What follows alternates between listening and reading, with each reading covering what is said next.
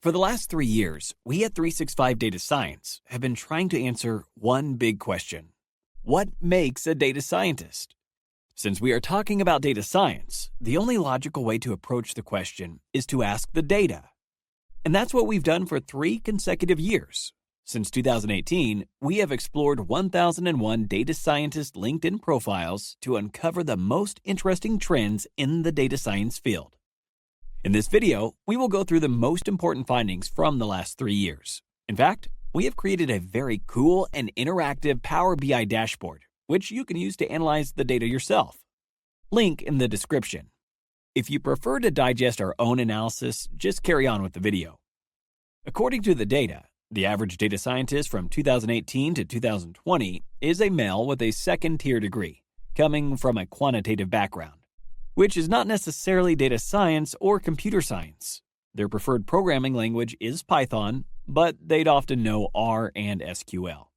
Many of the new data scientist positions are being filled by people who are already data scientists, so the field feels much more saturated. Getting into data science still looks like a great opportunity, but the data scientist position becomes more and more exclusive. For sure, the current COVID-19 pandemic would have a say on the demand for data science professionals too.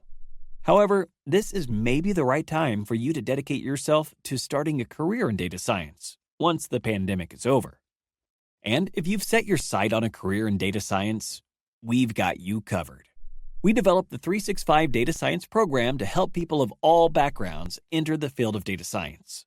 We have trained more than 450,000 people around the world and are committed to continue doing so. If you are interested to learn more, you can find a link in the description that will also give you a special offer on all of our plans. That said, let's dive deeper into the education, years of experience, and programming skills of a data scientist from 2018 to 2020. Education. Our sample shows that at least 80% of the people held a minimum of a master's degree. This isn't as surprising, considering data science is a field that expects advanced know-how from the person, usually achieved by graduate or postgraduate types of education, or independent advanced research in other cases.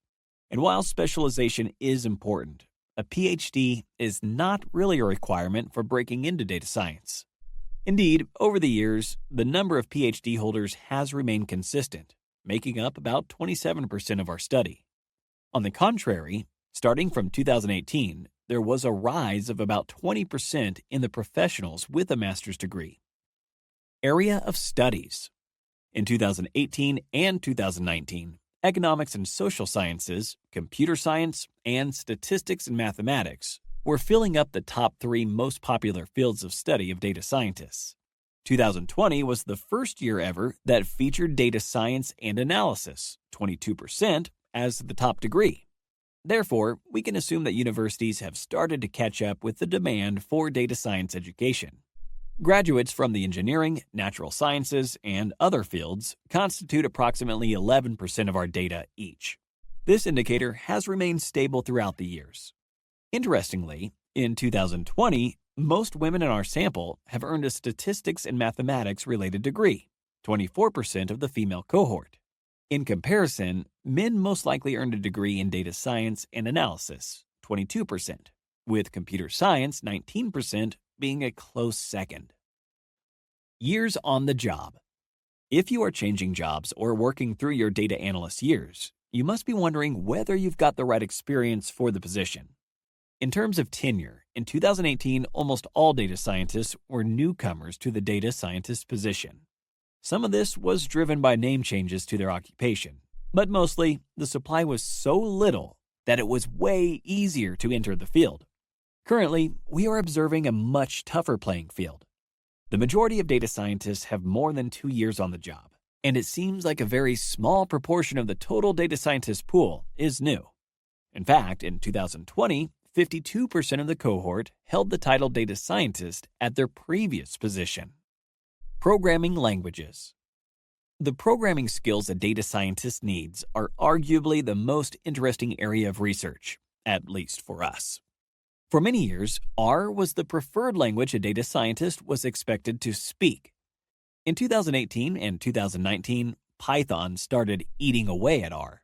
And it did so at a very fast pace. In 2020, we have reached the point where Python is by far the preferred programming language in the data science community, with 74% adoption. R is not completely overthrown, but becomes less and less favored among professionals. An interesting development is the rapid year-to-year growth of SQL users. In 2020, more than 50% of data scientists actively used the language. One common assumption is that companies expect from a data scientist to solve all their data-related problems, no matter if they are related to data engineering or data architecture. On another note, the adoption of BI software such as PowerBI and Tableau has also demanded a higher understanding of databases. Inevitably, SQL had to be added to the data scientist tool belt for the sake of getting the job done. All right. So, looking at the data, the answer to what makes a data scientist becomes clearer. Professionals are paving the way, and universities are starting to provide a more tailored education. From a career point of view, it seems that it is getting harder to become a data scientist, as data scientists tend to stay on their job for a longer period of time. However, different opportunities to get into the field remain, as demand still varies across countries and industries. One thing is for sure: learn Python if you are to become a data scientist. And if you'd like to become an expert in all things data science, subscribe to our channel. Thanks for watching, and good luck.